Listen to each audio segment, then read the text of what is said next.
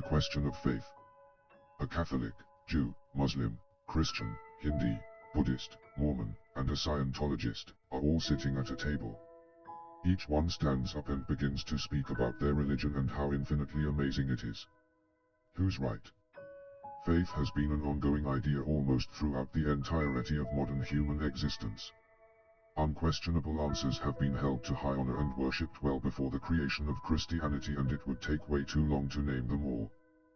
But faith has been a driving point and a solid foundation for many societies that reaches all the way back to ancient Mesopotamia and even predates that.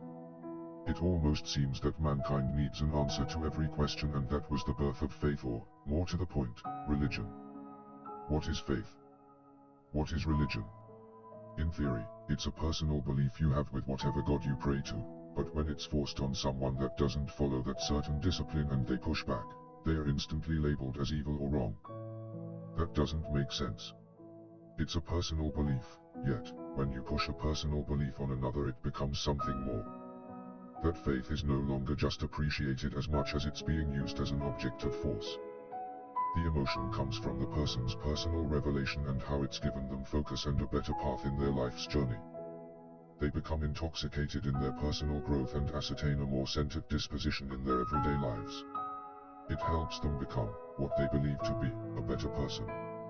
Not to say they're not either. That's just a subjective phrase. They become helpful and more inclined to look at a more divine outlook to any problem. Again, there's no problem with this. This is the personal truth and power of faith. The ability to help someone up from a hard fall, and for their faith to hold on to a person's problems so they can take a step back and examine each problem while taking them on one at a time instead of all at once. That is the beauty of faith. You receive a higher purpose. Some would refer to it as a celestial calling. Faith has, and to some degree does, heal. That's the life-altering beauty of faith, and a person can become so invigorated with its warmth that they want to share it with everyone they know or meet. Some would be more inclined to join in the divine celebration, while some choose not to. Therein lies one of the major issues with faith. Pushback. Now many will politely say that if one doesn't want to believe, that's all good and well, but some almost enjoy pointing the fiery finger of damnation at any who would dare decline the chance at salvation from the one true God. Some enjoy pointing the awe-inspiring finger of fire and brimstone like they are an angel of God who has cast one of the unworthy to hell. It gives them a sense of superiority over another.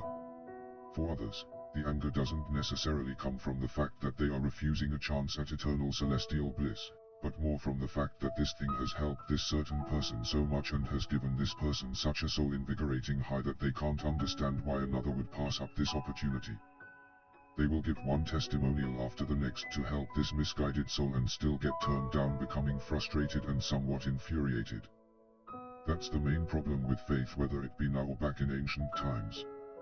Not being able to distinguish the personal new reality from the rest of the living world becomes this hard line to cross. You become so wrapped up in your own beliefs that you create a bubble, and when someone rejects what's being said, it almost feels like a personal strike towards you. We tend to do that in many different things like new diets, new fads, or something that has some kind of impact on your personal life's journey. They are not attacking you, but this thing you hold is so precious to you that you get caught up in a moment of emotional outburst. It almost seems like it lightly chips away at this new emotional foundation someone has created with their faith when someone refuses their teaching and makes them feel like it could be the crack that destroys that foundation. Later on, with more rational eyes, you realize your mistake, and after a deep internal reflection you become remorseful and, hopefully, apologize. In a rational mind that would be the case, but when some use religion or faith for more nefarious means, it becomes a with me or against me line. For as long as we've had the idea of faith, we've had many who would use it to their personal advantage. It becomes a tool for social and financial gain. A disgusting black mark in the history of religion too numerous to name, yet is constantly and blatantly put in a spotlight for all to see. At that point, are they still following the tenets of their faith? In most religions you read or hear about, they all talk about unconditional love and preaching a beautiful gospel of togetherness and helping the less fortunate. But sadly, it's not always the case. It almost sounds like a meeting of a very particular group or club that you must blindly follow, or you're deemed unworthy to worship. The idea of if you think outside of the strict readings and interpretations, then are you really following properly, becomes almost accepted as the norm. That's where many lay waiting to strike like some sort of jackal, just to point out how you're not following correctly, and this almost gives them a way to push their personal superiority on you. That seems very backwards when it comes to the idea of what faith is supposed to be. Many do this out of a sense of personal self-aggrandization, and it gives them a little dopamine hit in their brain. It's almost like a drug that's completely legal, and some would push to say it's completely okay, and yes, there is a direct correlation between drug pushers and some who would use religion for personal gain. They use it as a means of keeping you hooked and convincing you it's a medication and not a personal belief. They'll convince you that this is the only true way and all else is blasphemy and devil-driven. These so-called speakers of their Lord's word will do everything they can to create this idea in your mind that their words are the only ones that are right, and if you question their words, then you're questioning the word of God. That's not a purveyor of peace and love, it's a dealer getting you hooked on their product, and there is a big difference between them and someone helping with gentle words of love and hope. It's a very predatory behavior that's in the same mentality of a pimp that convinces a naive girl of this new and exciting world where things aren't as bad as some would say, trapping another poor misguided soul into his stable of prostitutes. These words are spoken at you in great glorious castles that, in some cases, can almost touch the clouds. You don't need a giant castle to reach the masses with words of love and hope. Jesus didn't. Most, if not all of these beings who are the core of these religious beliefs lived quite meagerly. Truth be told, they fought against those who preached from giant castles and temples. They were of the people.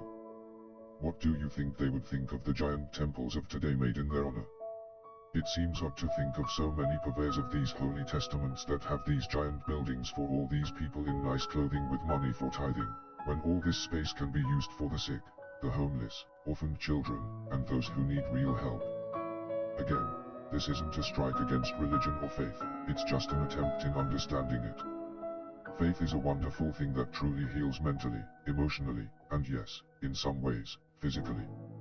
It just seems so confounding that so many would use it to prey on so many looking for guidance and understanding. So much personal healing comes from talking and understanding and putting your faith into something you can't physically see or even fully explain. It absolutely helps immensely.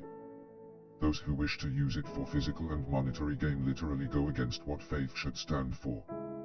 This is why so many who would follow the tenets of what some particular faith stands for are now turning away because of so many predatory speakers of that holy word. It's sad to see how many have twisted these ideas to their advantage and made religion into an industry and not an institution of understanding. The industry of religion yearns for iron-fisted power through fear and blind submission, but faith is simply a way to understand the unknown with a theory. Theories, whether they be faith-based or science-based, can be disproven every day. But those disproven theories have helped us unlock real answers to, once thought, unanswerable questions, and that's what we all strive for in our species. They may not be the most solid foundations for answers, but they begin a journey to understanding something bigger and finding more solid answers. Believe or not, it has always and will always be your choice. Follow, but not blindly. Nowhere does it say you shouldn't ask questions. At least there should never be a moment where you think you can't question. Asking questions is how we find answers, whether they be fact or faith.